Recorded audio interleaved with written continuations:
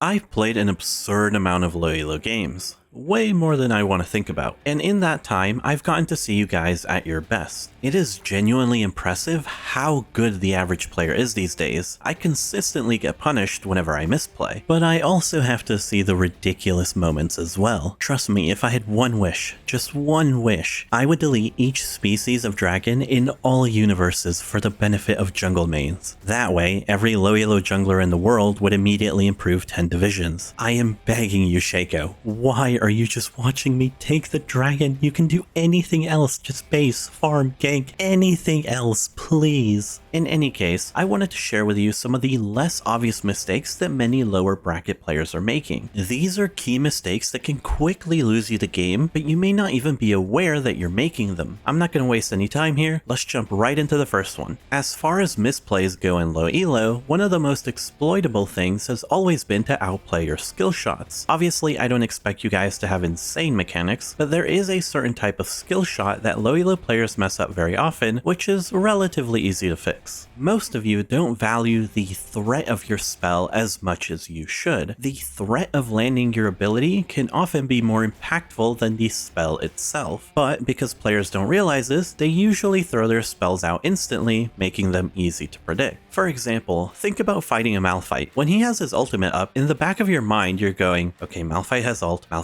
he has ult, save your flash for it, wait for the animation, wait for it. Players can only juggle so many things at once. Having to think about your spell being up can often cause them to misplay. This is known as overwhelming someone's mental stack. The threat of your spell can also control how your opponent moves their champion. Here's an example. I'm playing Kog'Maw into this Kai'Sa lane. Then my support Vel'Koz happens to land a nice combo on her. I obviously want to move forward and kill Kai'Sa, but Zyra does have her E up. Let's watch what happens. Zyra immediately tries to root me, I easily avoid it, and now Kai'Sa is vulnerable with nothing left to peel her. So I just run the Kai'Sa down, and I eventually end up trading my Vel'Koz for 2 kills on me. Very nice. Let's go back to the start of the play. Imagine Zyra holds her E and threatens the spell rather than casting it. Remember my initial juke? If Zyra kept her E up, I'd have to keep zigzagging my way to Kai'Sa because I wouldn't know when she'd be throwing it. This means I might not be able to reach her. Many of you are going to immediately point to my cleanse. Yes, of course. But if I tank that root and I cleanse it, they may turn on me with ignite, which is a risk I'd rather not take. Also, this flash forward that I did in the middle of the fight, I wouldn't have been able to use it like this if Zyra's root was still up. I would have wanted to save my flash to avoid Zyra's E, but because her root is down now, I can just flash forward towards Kai'Sa because there's nothing left to punish me. Basically, the fight was guaranteed to be lost the second she cast her root because she got no value out of the threat of the spell first. You don't want to just land your spells. Oftentimes, you want to get the value out of your opponent laying around your abilities as well. This is usually most applicable when your opponent has to run in a certain direction. So when my Vel'Koz landed E, I obviously want to move forward and I only want to go forward. So here's a counter example. This Diamond Gragas E's into me. I don't know why, but yeah, that's what he did. He can't fight me in the middle of all of these minions, so he's forced to run away towards his tower. So I don't throw out my charm instantly. Watch how he's constantly juking. This lets me get in more auto attacks on him because he has to play around the threat of my charm. And once he's almost out of range, that's when I finally get value out of the charm itself. You need to try to think about how your spell being up makes your opponent feel and how it might make them change their gameplay. If you think about this more often, you'll see more opportunities to punish people in low elo where players are making some of these more subtle mistakes you might not realize you can punish. That's one of the things I hate most about educational content from the best players. Most challengers don't respect how good the average player is these days. Learning what a slow push is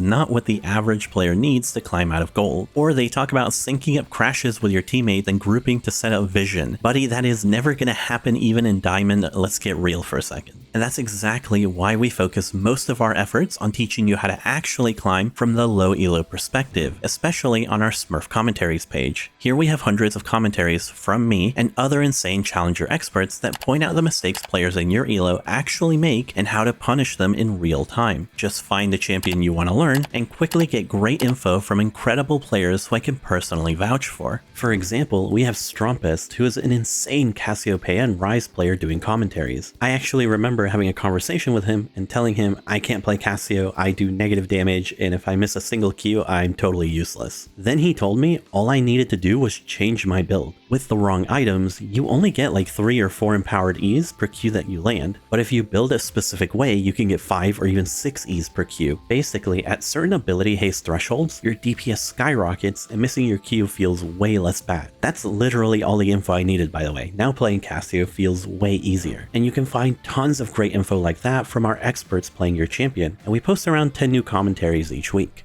We don't just teach you current builds either, but the little secret stuff in your rotation or combos that you're probably missing which actually matters. Plus, any specific questions you have are guaranteed to be answered, which is pretty nice. And at SkillCap, you get that on top of all of our other extremely helpful courses on everything else you might need past just learning your champion. This is why we're so confident in offering a 5-division rank up guarantee, because we truly know what you need to climb. And if you don't improve using our service, you get your money back, no questions asked. Moving on back to the guide, our next mistake I like to call ADHD laning. Unfortunately, proper fundamental league gameplay is very often boring to do. Setting up proper wave states and recall timers and all of that other nerd stuff can be quite tedious. And the worst part is that all of your effort you put into it can be completely wasted if you make a single mistake. And there's a very common one I notice all the time, which is why your lane setups may not be working. Let me show you in this Kassadin game where I was playing against an enemy Yone. The enemy Yone actually played this early lane really well. He crashed the wave early on and then set up a bounce back towards his side of the lane. This way it freezes and forces me to walk up to last it. Even worse, I don't know if I just spaced out or something, I literally let him combo me for free, losing a ton of HP. This is a horrible situation. I'm completely screwed, obviously. But taking that trade did break Yone's freeze since he heavily damaged the wave. I'm telling you guys, you're all smarter than people give you credit for. This Yone actually knew how to punish from here. He crashes the wave again and begins another freeze back towards his side of the lane. That's pretty much perfect gameplay. That's what I would be doing as well. Okay, now watch what happens. We're both just farming, but I do need to be careful. Once the wave freezes on his side of the lane, I'm completely screwed. Any second now. Huh, would you look at that?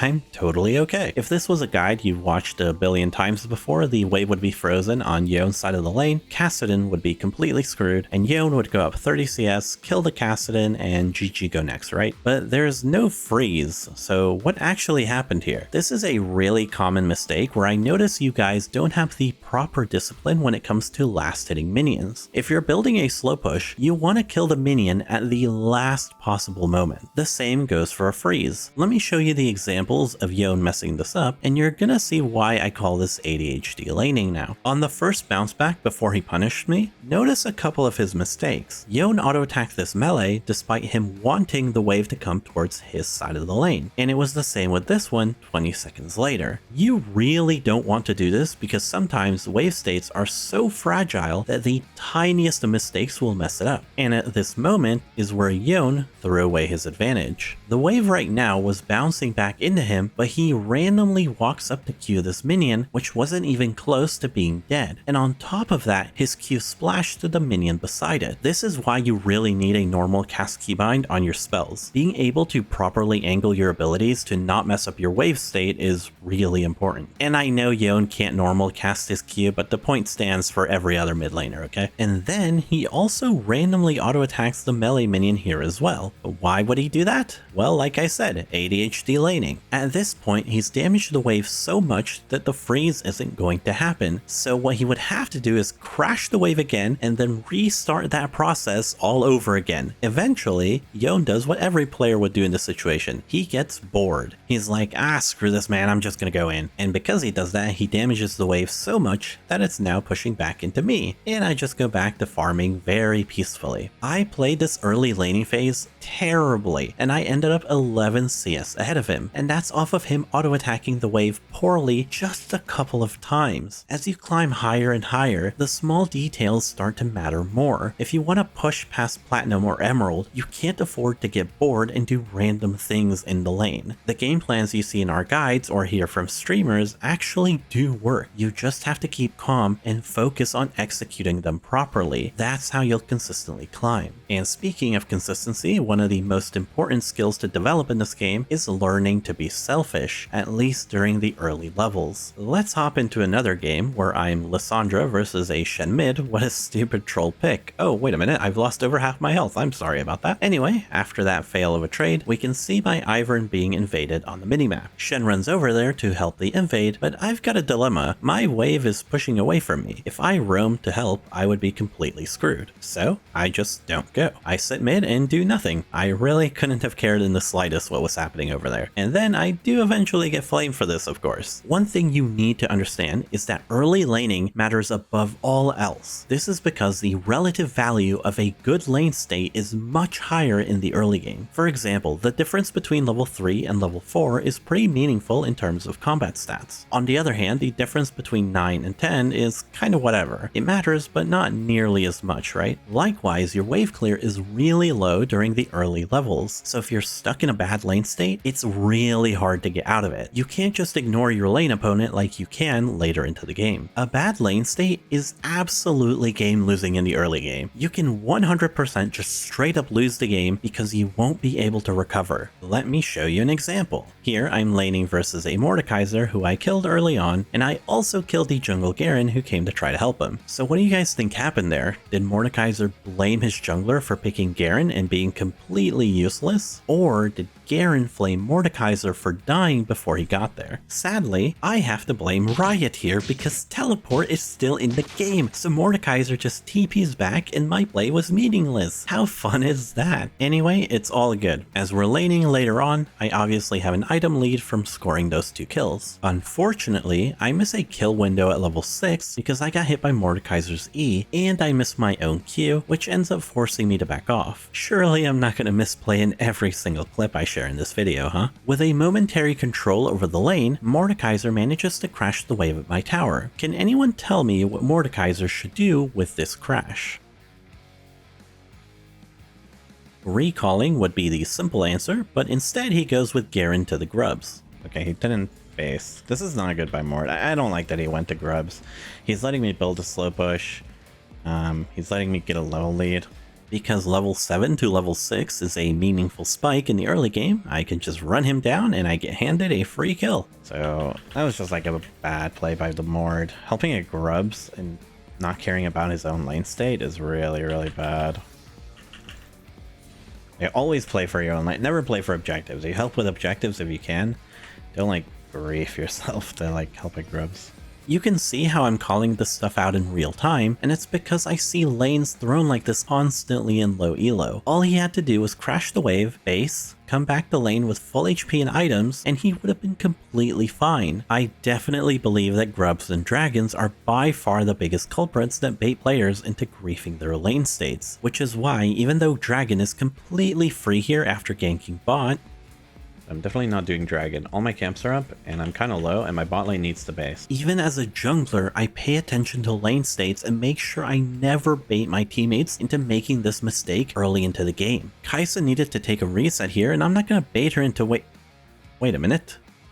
Let's watch the minimap for a second here. So if you look closely at the minimap, Jhin got back to lane after we killed him and stopped Kai'Sa's base with, I assume, his W. Then she runs away to recall further back, does a weird little loop, and she just dies. I can only assume she panicked and walked into a trap. Why do I even bother sometimes? In any case, the lesson here is play for yourself early on into the game. Screw your teammates, screw grubs, screw dragons, I don't care what's happening. Levels 1 to 7, your lane state is the only thing that matters. I don't care what's happening on the map. Again, if you want to fix your low elo mistakes even faster, check out our Smurf commentaries page where we teach you how to spot these mistakes and how to punish them in real time. And that's on top of all of our other great courses over at SkillCap. Make sure to use the discount link below if you're interested. And that's going to be a wrap on this video. Thanks for watching. See you next time.